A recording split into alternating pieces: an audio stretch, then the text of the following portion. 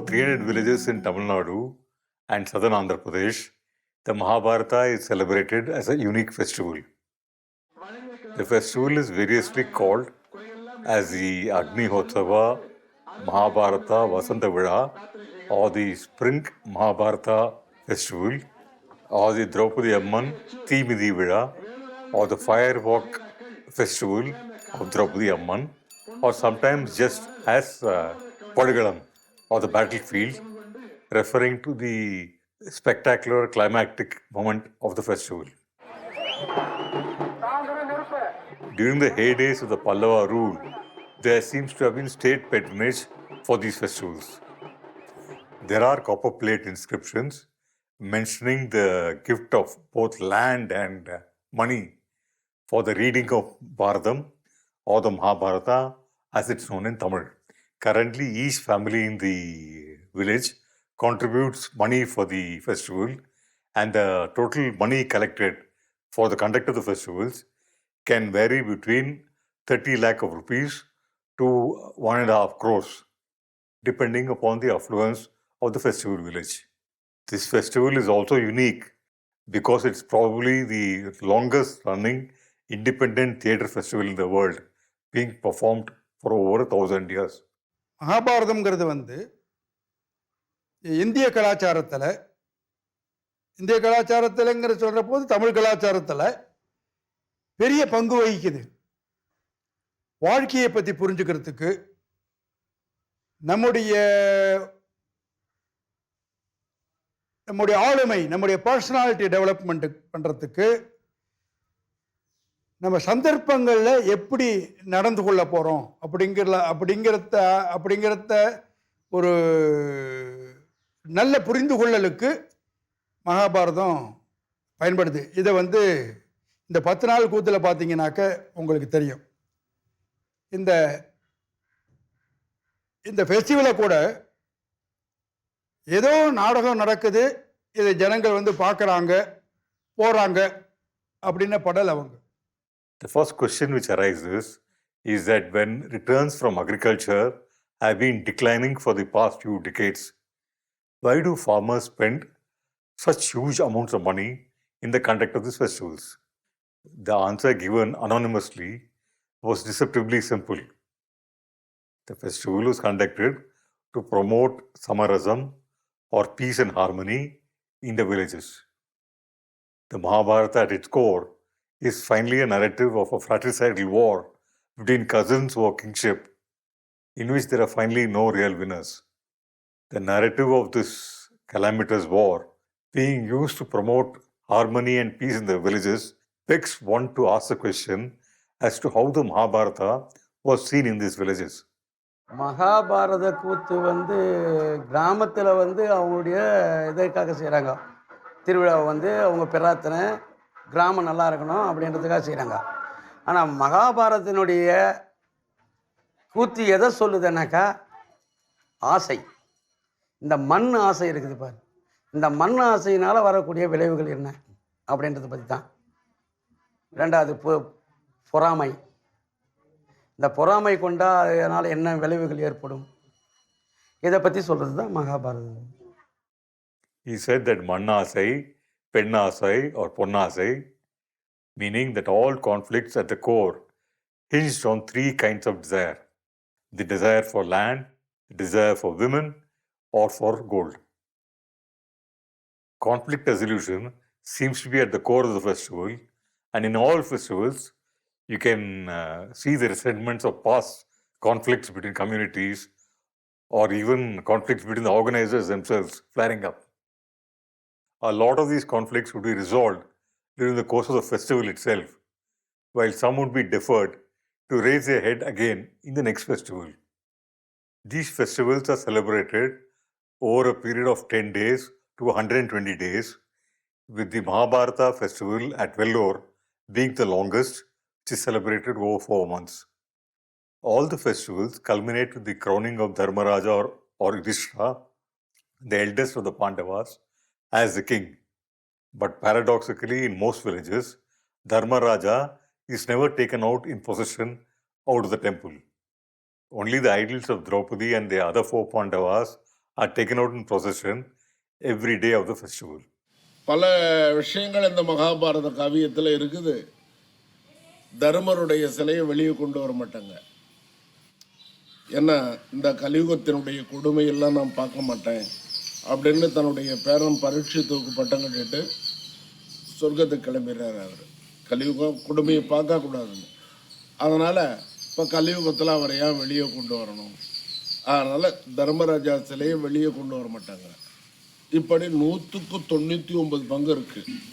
ஒரு பங்கு தர்மராஜா சிலையை வெளியே கொண்டு வர்ற ஊரும் சிலது இருக்குது. தர்மராஜா சிலையை வெளியே கொண்டு வர்றாங்க. ஏன்னு கேட்டால் இந்த கலியுகத்தில் நடக்கிற கொடுமையெல்லாம் அந்த புண்ணியவாளம் பார்வைப்பட்டாவது குறையட்டுமே, அதுக்காக கொண்டு வர்றோம். There are basically two texts used to narrate the story of the epic. They are a 14th century text called Vilibharatam, written by a poet from the village Sriviliputtur, and an 18th century text written by Nalla Pillai called Nalla Pillai Bharatam.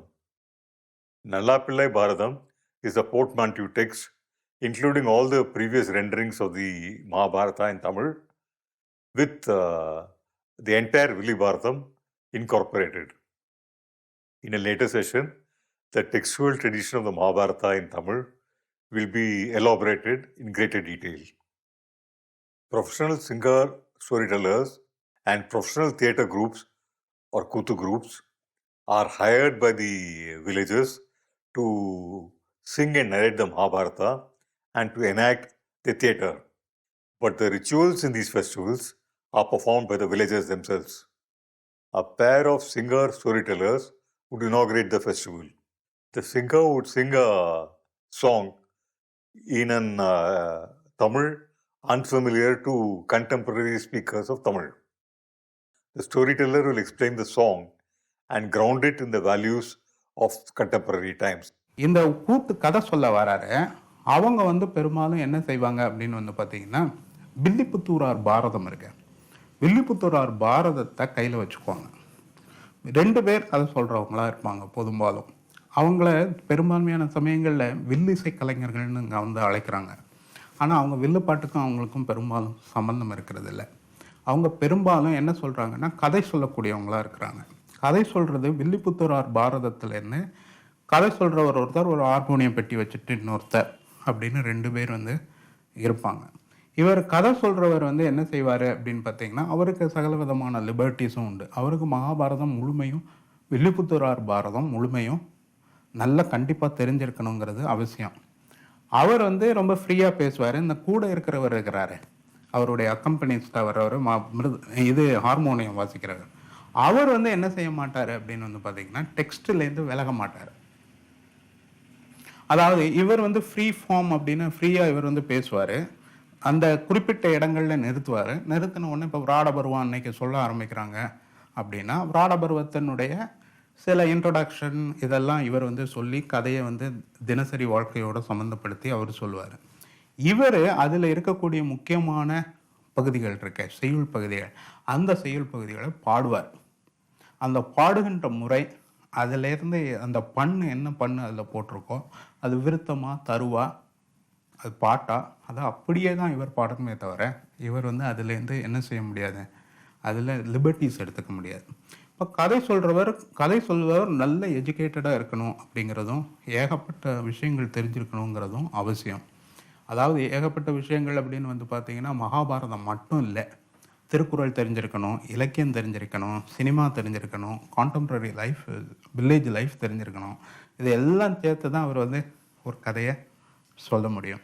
ஏத்த மர உறவான் மனை மகள் யாவும் உரை செய்ய யாத்தவள் தீதில் குலமகள் ஆர்வமுடன் அவள் தேர ஒரு மொழி கூறினாள்.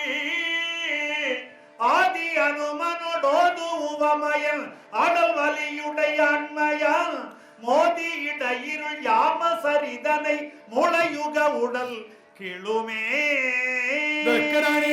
இவன் ஆஞ்சநேயனை போல, அனுமனை போல மிகவும் பலமடைத்தவன். இவனை அனுப்பினால் அவனை கொன்றுவிட்டு வெற்றியோடு வருவான் என்று குந்தி சொல்ல, இவன் மட்டும் இல்லம்மா, ஐவர உள்ளார் சூதார் கைவிய திரளினர் அவ்வியமும் இல செவ்வியோர் இவ்வரிலமை உய்வு கொலும் அவன் உலகையும் வவ்வுத்தின் பவ்வம் என நனி தெய்வ முனிவரர் பைதல் அறநெறி செய்வனி. 5 மகனும் வீராதிகள், வீரசாலிகள், பலசாலிகள் என்று சொல்ல, அம்மா வீட்டுக்கு வந்த உறவுக்காரருக்கு துன்பத்தை கொடுத்தால் எங்களுக்கல்லவா நரகம் கிடைக்க வேண்டாம், பயப்படாதே, விருந்துக்கு ஏற்பாடு செய் என்று சொல்ல, For the first few days of the festival, the epic could only be sung and narrated as a story in the afternoons each day. This performance would be usually for about 4 hours per day. Only when the singer storytellers reach the point of Draupadi's marriage to Arjuna will the theatre cycle begin. In most villages, the Kuthu Vilvalaipu, or the bending of the bow, in which Arjuna wins the hand of Draupadi in marriage, will be the first Kuthu enacted. Occasionally, in some villages, the festival might begin with a Kuthu called Jalakiride, where the childhood exploits of Krishna would be celebrated. After Arjuna wins Draupadi's hand in marriage, the festival will be celebrated for about 20 hours each day. The epic will be performed as village rituals in the morning, will be narrated as a story in the afternoon, and enacted right through the night in a traditional theatre form called the Kuthu. While the storytelling and the theatre enactments will be performed by hired professionals, the rituals of the Mahabharata will be performed by the villagers themselves. It is by performing these rituals of the epic themselves, each villager and the entire village inscribes itself into the Mahabharata. The Mahabharata, as it's celebrated in these villages, does not just remain a narrative of a war fought elsewhere. Because of these village rituals, it also becomes a memory of the village itself. Though there is a designated space for theatre in these festivals, theatre is performed all across the village, with every space in the village becoming performing space at one point or other. And everything, including the ritual and the storytelling, also becomes finally the theatre. It is an immersive experience which does not permit the notion of an outside. For the entire duration of the festival, all the people in the village become characters from the epic, and to perform this transformation, the village rituals play a very important part. To give an example, the shift of tenor in this festival begins with the episode of the burning of the lacquer palace as it is performed in these villages. As the storyteller is narrating the episode of the burning of the lacquer palace, the villagers would erect a hut-like structure between the storytelling space and the space designated for theatre.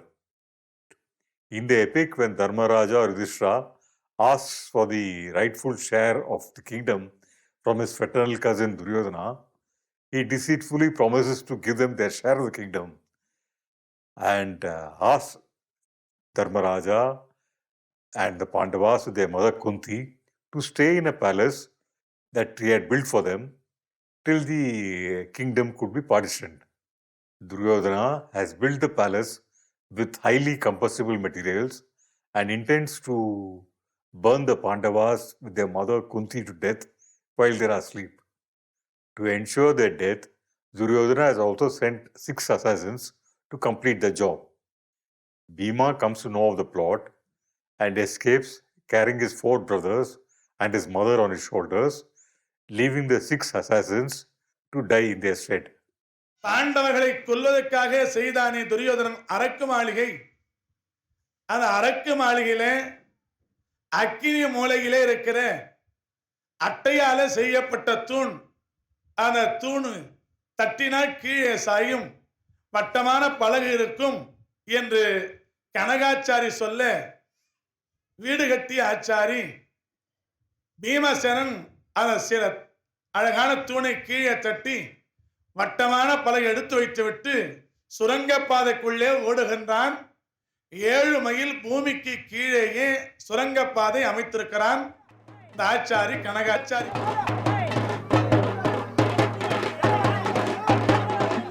In the village, 6 dolls representing the 6 assassins sent to kill the Pandavas are placed in the hut-like structure, and the lacquer palace is set fire to.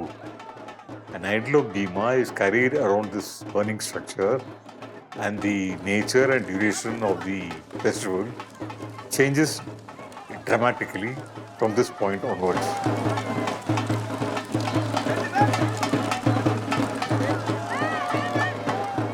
The storytelling sessions usually would begin with the idea of Pralaya or the Great Deluge.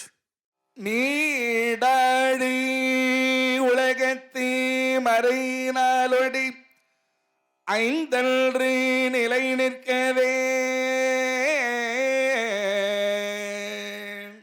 வாடாத தவவாய்மை முனிராஜம் மாபாரதம் சொன்ன நாள் ஏடாகமாமேறு விற்பாக Angkor எழுத்தாணிதம் கோடாக எழுதும் பிரானை பணிந்து அன்பு கூர்வாமரோ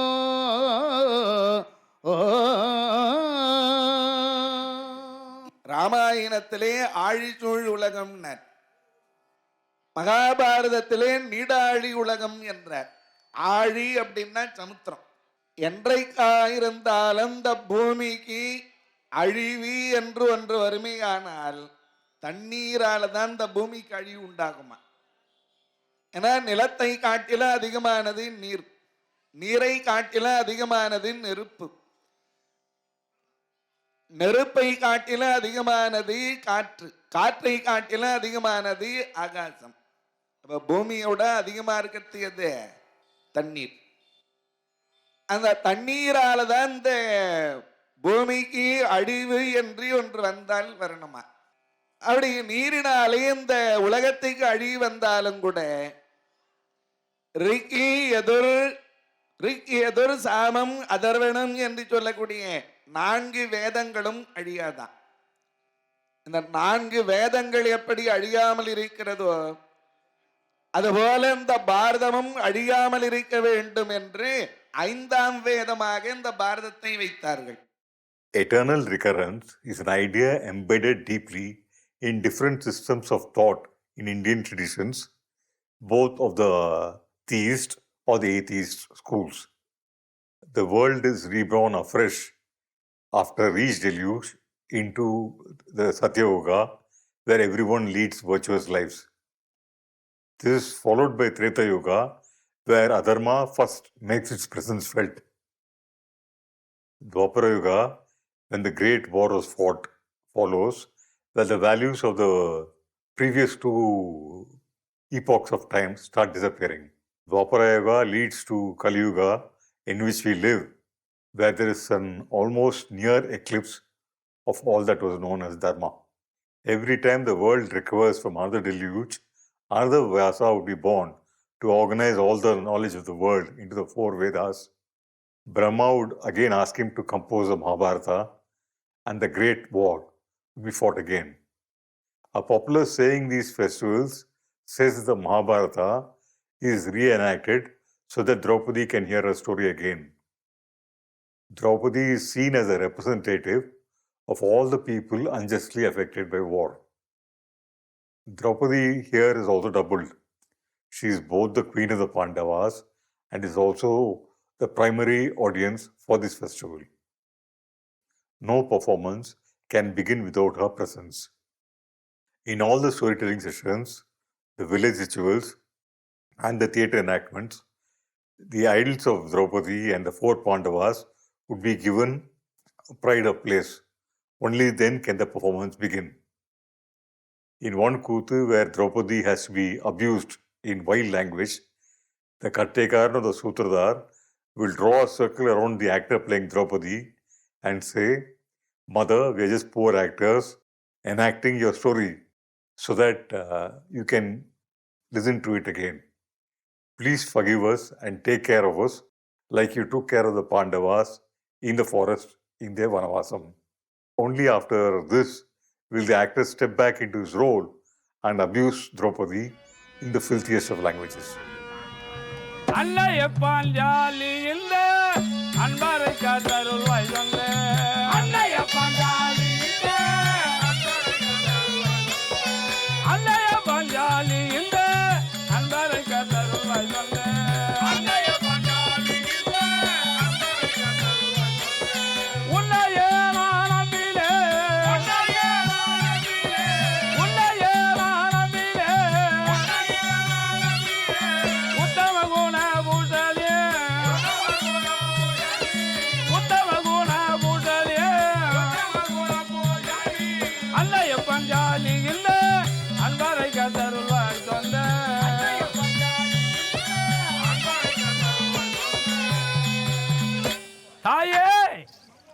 லோக மாதா ஐவர்க்கும் தேவியாக விளங்கக்கூடிய அழகு பாஞ்சாலி அம்மையே ஏதோ இந்த எஞ்சான்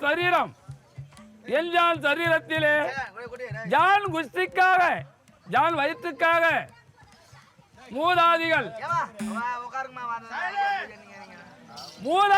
நாடகத்தை எப்படி நடத்தி வந்தார்களோ அதேபோல் இந்த எஞ்சான் ஜான் குஸ்திக்காக உன்னை வாடி என்றும் ஓடி என்றும் தகாத வார்த்தைகள் எல்லாம் அடப்போகிறோம். நாங்கள் செய்யக்கூடிய குற்றங்களை எல்லாம் நீதான் பொறுத்து ஆட்கொள்ள வேண்டுமாதான். Draupadi becomes a site of a double evocation. While she's the wrong queen of the epic, Draupadi also invokes all the wars the people of this region were subject to. This second memory, which will be elaborated later, is not a lament or a dirge, but is an affirmation of the will of the people to live even through calamitous times. In the epic, the Pandavas spend 3 periods of their life in the forest in Varavasam. They are born in the forest and come to the city to claim their patrimony from their cousin, but they are cheated and are again forced to take refuge in the forest.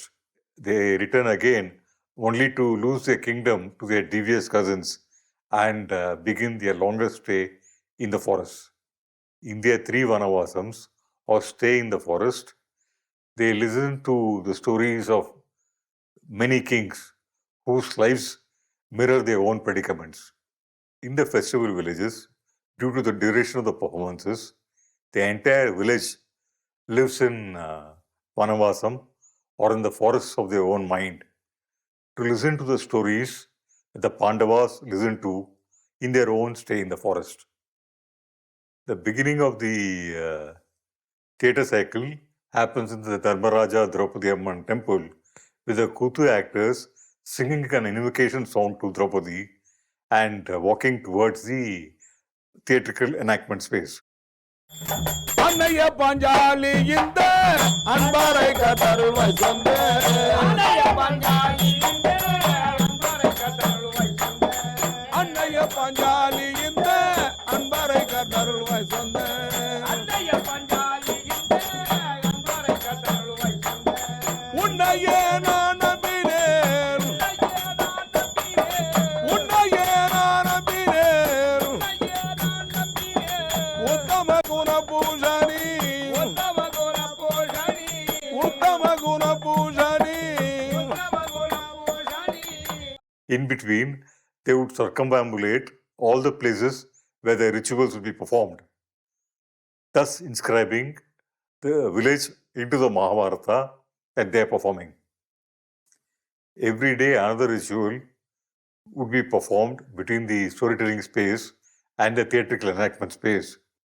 And the Kuthu artists would circumambulate each new ritual space on their way to their performance. This circumambulation of the middle space, linking the storytelling and the performance space, serves to underline its importance.